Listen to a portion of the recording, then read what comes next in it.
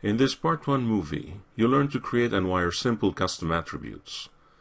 The scene shows a stage with a few props. There's a door that has an opening measured in degrees, which ranges from 0 to 180. Similarly, there are two windows with openings measured in percentage, from 0 to 100.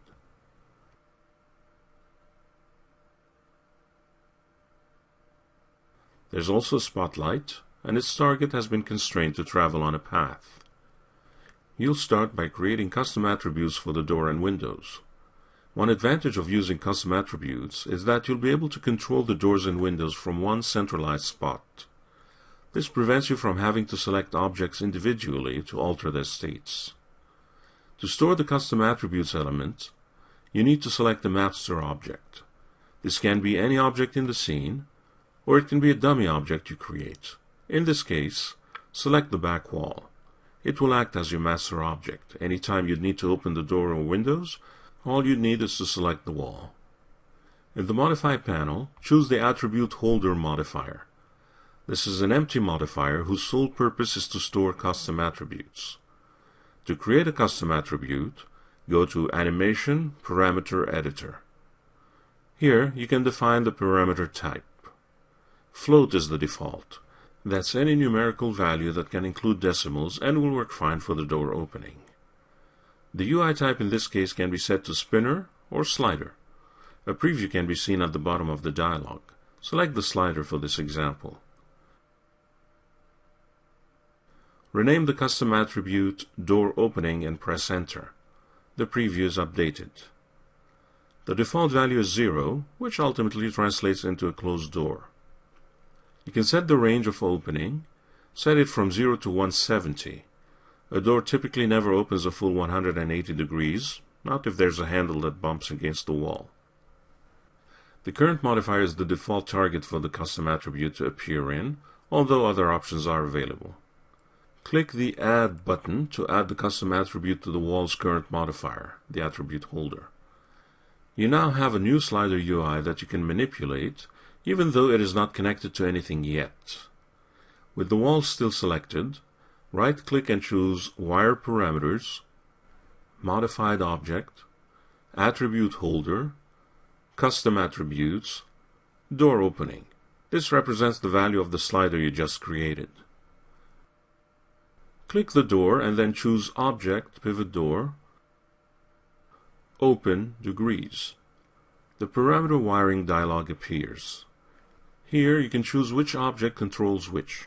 In this case, the slider object is in the left pane and the door is in the right. You can set the slider to control the door, left to right, the door to control the slider, right to left, or make a two-way connection. Set a two-way connection for this example and then click Connect. Play with the slider to see the effect in the viewport. Close the parameter wiring dialog when done. Create another slider for the window.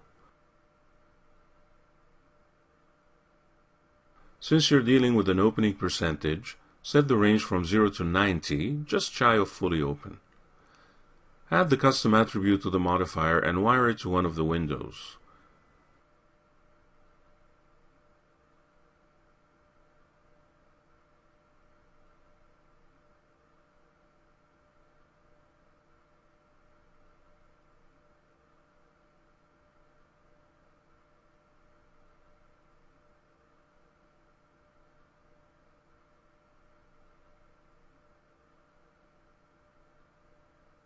If you have time, create a third slider for the second window.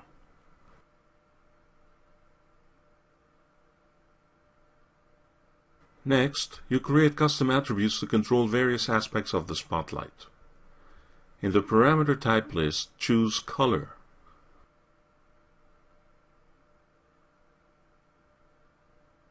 Set the default color to white and rename the attribute Light Color. Add it to the Attribute Holder modifier. Using wiring, wire the new attribute to the spotlight color.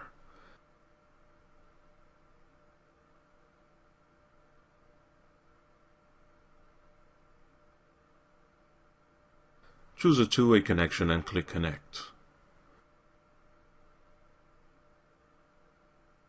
Try changing the color and see the effect in the viewport.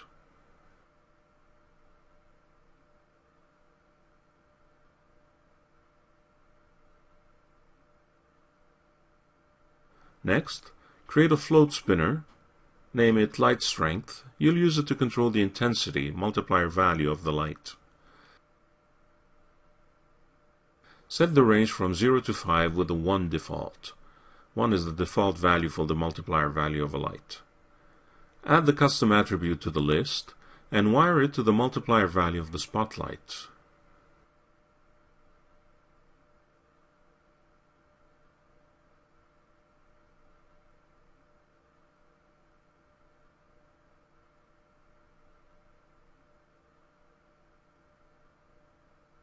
Test your results. Finally, you'll create a custom attribute to control the position of the spotlight target on a path. The spot target is already constrained to a path and its travel ranges from 0 to 100.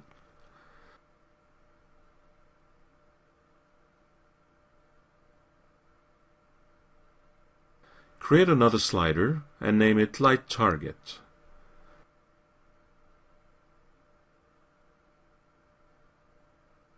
Set the range to go from 0 to 100, which should match the path travel of an object constrained to a path.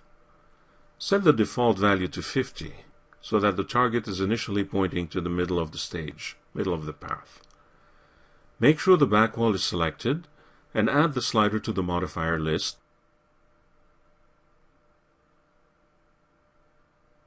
and then wire it to the spot target. To prevent any mistake, select the light target by pressing H. It is easier to select it from a list.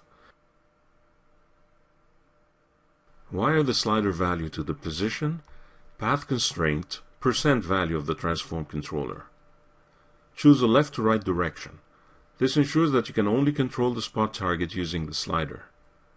Click Connect and test the slider to view the problem. The movement is very jerky. This is because, although the path travel is viewed as a percentage, 0 to 100, internally it is calculated between 0 and 1. You can fix the problem in a couple of ways.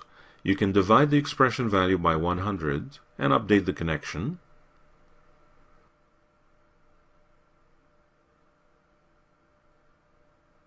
Or you can edit the values of your custom attribute.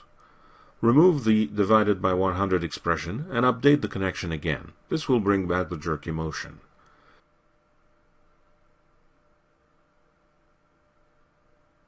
To change the values of the custom attribute, click the Edit Delete button. In the dialog that appears, select the attribute you want to modify, in this case, Light Target. Change the range values to go from 0 to 1 and set the default value to 0.5 accordingly. Click Apply Changes. Close the dialog and test the results.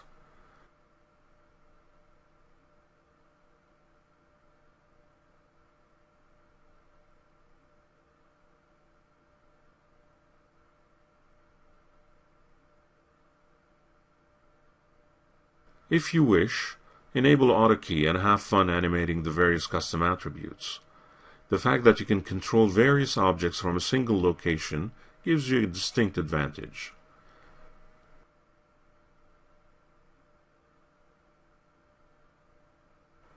In this movie, you created custom attributes and wired them mostly to simple parameters.